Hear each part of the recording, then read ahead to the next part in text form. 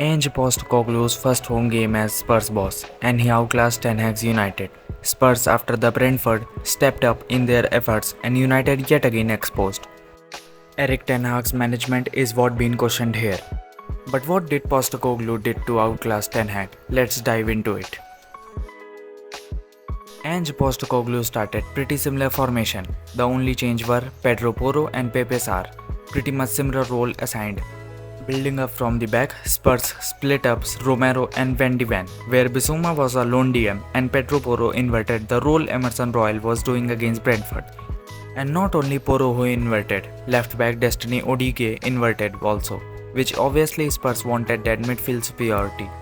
And to avoid that, Ten Hag instructed Anthony to mark Odogi. But Odogi is not that type of inverted fullback who likes to do his role as a pivot, but he likes more to drift in those half spaces and make those runs in behind left winger, which we also saw against Brentford. Pepe Sarr was assigned in Oliver Skip role as a number 8, whereas Maddison was given freedom to roam either like a number 10 or a number 8 based on the situation. Spurs had too many players in midfield to gain control and over United midfield, and it actually really worked out. What that means is when United lost the ball properly at wings, most of the times United 4-2-3-1 shape would be questioned, the most by Spurs midfield. As seen above, when a counter-attack arrived, United had only 2 pivot and one not natural to cover those space, and that would be exploited by Spurs by having Sarr, Odige at half spaces, Porro Bissouma as pivot, and then you already have Maddison as a number 8. Postecoglou really sabotaged United midfield. And the stat here shows how much control Ange Postecoglou wants from his team. A total of 322 passes in both games on average. That is insane if compared to their 170 last season. And this actually required United's forward to do a lot of track back. But not only overloading the midfield is the standout point of this game. Unpredictable midfield or constant rotation were also seen. Spurs' first goal would be prime example of it. Here Maddison initiates the counter. And if he would have played to Son, that would have created a chance too. But then he stops, using his ball retaining ability to get more men forward. As soon as everything gets stable, Kulusevski was making that run, hugging the touchline to stretch United. Pedro Porro from that far is willing to make run, which he constantly made throughout the game. And look at Sarr's positioning here at the left hand side of the screen.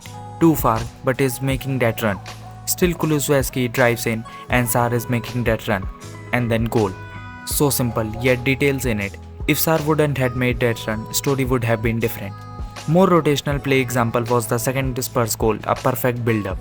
Here we talk about Maddison rotation. The freedom of mixed roles of number 8 and number 10 that Postecoglou has given him is pretty much helping Spurs.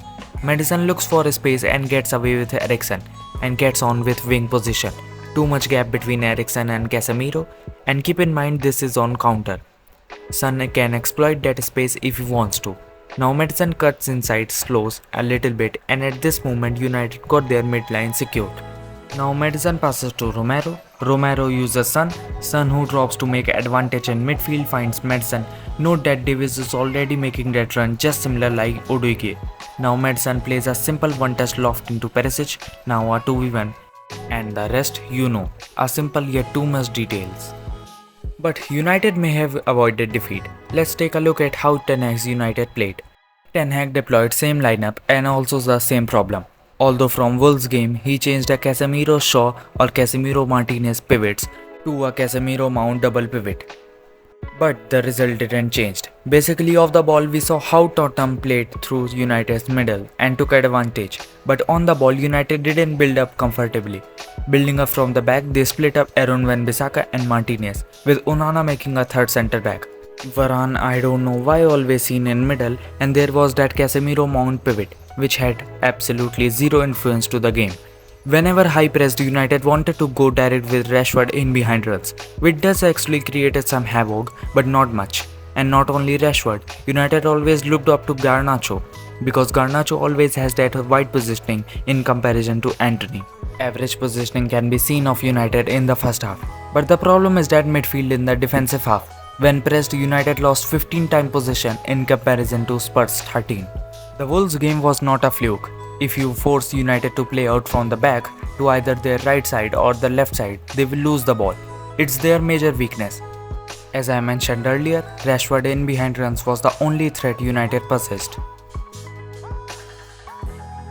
For United, if they want to challenge for titles, which is far from the situation that is now, Ten Hag should sort out Mount's positioning, either move him up front or use a double pivot, or be patient with him.